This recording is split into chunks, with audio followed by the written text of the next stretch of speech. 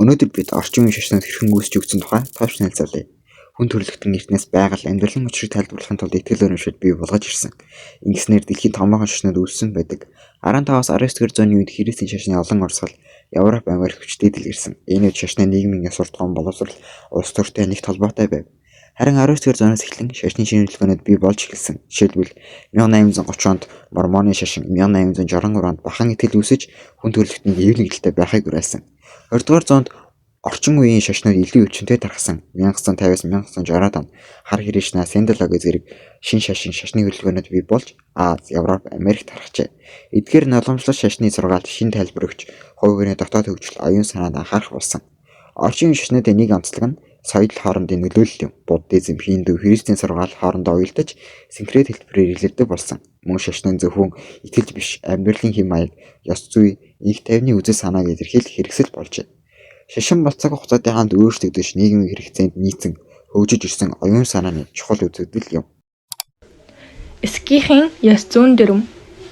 Энэ нийслэл эскихийн шашин ёс зүй ялангуяа хаасаа гэгддэг сахил хүртсэн эских хүний амьдралын зарчмыг тайлбарладаг.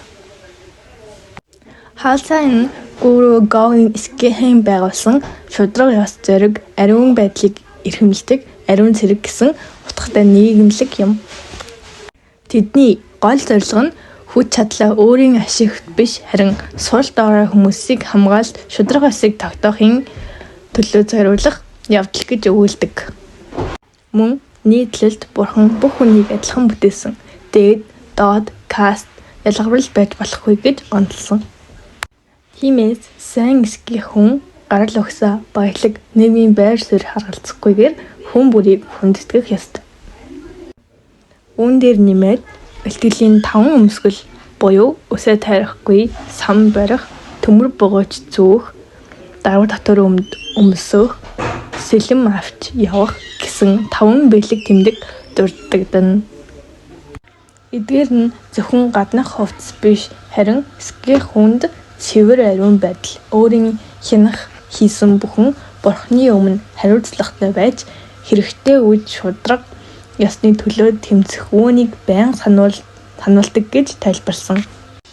Иймээс нийтлэлийн үндсэн санаа нь хаасаа эских хүн сэтгэлээ хатуу сахиж, муу зуршлаас татгацаж, бусдад туслаж, нийгэмд шудраг, энэргэнгүй амьдралаар амьдрах ёстой гэсэн сургаал юм а.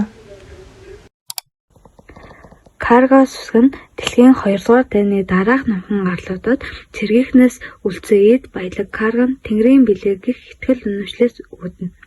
Эд баялаг дахин эрхийг хүлээж эсрэг онгоцны талбайг дуурайн барих шин шашны хөдөлгөөн үүснэ. Есүс гэдэг нь Христийн сүсгтнүүдийг амьдралынхаа аливаа шийдвэрийг гаргахдаа Есүс Христийн ёс суртахууны төвөс жишээг баримтлана. Нийгмийн үйл ажиллагаа идэвхтэй оролцохыг уриалсан Америкт өгсөн өргөн тархсан яриа юм. Растафари гэдэг нь Ямайкад үүссэн энэ сүсэг нь Эпикийн хаан Хело Селесинг бурхны илрэл хэмээн шүтэж Африкийн гаралтай хүмүүсийн эрх чөлөө дарангуйллыг эсэргүүцэх үйл баримтлал дээр суурилсан шинэ шашны хөдөлгөөн юм.